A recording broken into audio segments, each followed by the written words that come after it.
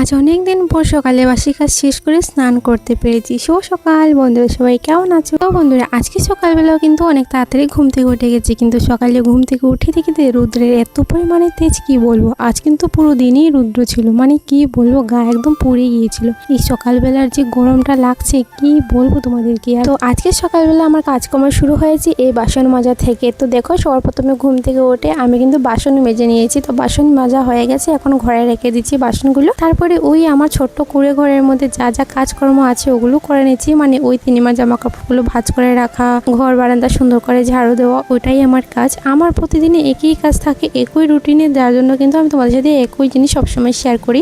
জানি না তোমাদের কাছে কেমন লাগে এই জিনিসগুলো দেখতে।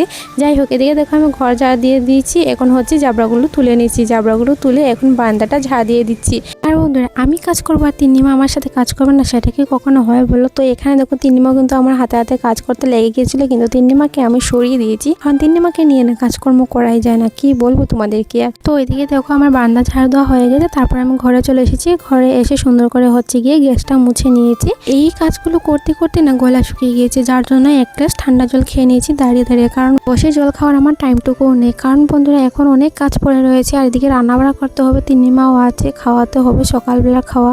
তো যাই হোক, এদিকে দেখো আমি জল খাইয়ে তারপর চলে গিয়েছি উঠান ঝাড়ু দিতে। তো উঠানের মধ্যে না অনেক পাতা পড়ে আছে, যেহেতু প্রতিদিন বৃষ্টি হচ্ছে, তো সেই কারণে পাতা পড়ে আছে। আর প্রতিদিন যেন উঠানটা ঝাড়ু দেওয়া যায় না। আমাদের উঠানের মাটিগুলো দেখলেই বুঝতে পারো যে আঠাল মাটি। তো এই যে পাতাগুলো পড়ে থাকে আর কি, তো কি করব আমি, মানে ওই জল থাকে, জলের মধ্যে তো ঝাড়ু দেওয়া যায় না। পাতাগুলো মানে একদম আঠা লেগে বসে থাকে, বোঝা যাচ্ছে মাটির মধ্যে। তো আমি হাত দিয়ে কুড়িয়ে কুড়িয়ে যেসব পারি ওগুলো পাতা নিয়ে যাই। আর এত বড় উঠানের যে পাতাগুলো কুড়াবো, কি করে কুড়াবো? কারণ তিন্নিমা তো আমার সাথেই থাকবে, আর তিন্নিমা না পড়ে যাবে। কারণ আমাদের উঠান না এত পিছিল হয়ে থাকে, কি বলবো তোমাদেরকে। আর তো যাই হোক, এদিকে কিন্তু তোমাদের দাদাভাইয়ের বাড়িতে নেই, তার জন্য কিন্তু এত রিস্ক নিলাম না। আর এদিকে দেখো আমার সব বাসি কাজকর্ম কিন্তু শেষের পথেই। আর এদিকে দেখো তিন্নিমা জামা কাপড়গুলো কিন্তু আমি এখন ধুয়ে দিচ্ছি, মানে ওই উঠান জল দিয়ে হাত পা ধুয়ে তিন্নিমা জামা কাপড়গুলো ভিজিয়ে রেখে তারপর হচ্ছে গিয়ে ঘরের জন্য জল নিয়ে চলে আসলাম। তারপরে এখন হচ্ছে তিন্নিমা জামা কাপড়গুলো ধুয়ে দিচ্ছি। তিন্নিমা জামা কাপড় ধুয়ে দিয়ে তারপর আমি স্নান করব। তো স্নানের জন্য জলও তুলে নিয়েছি। তো স্নানের জন্য জল তুলে নিয়ে হচ্ছে এখন তিন্নিমা জামা কাপড়গুলো রুদ্রে দিতে চলে গিয়েছি।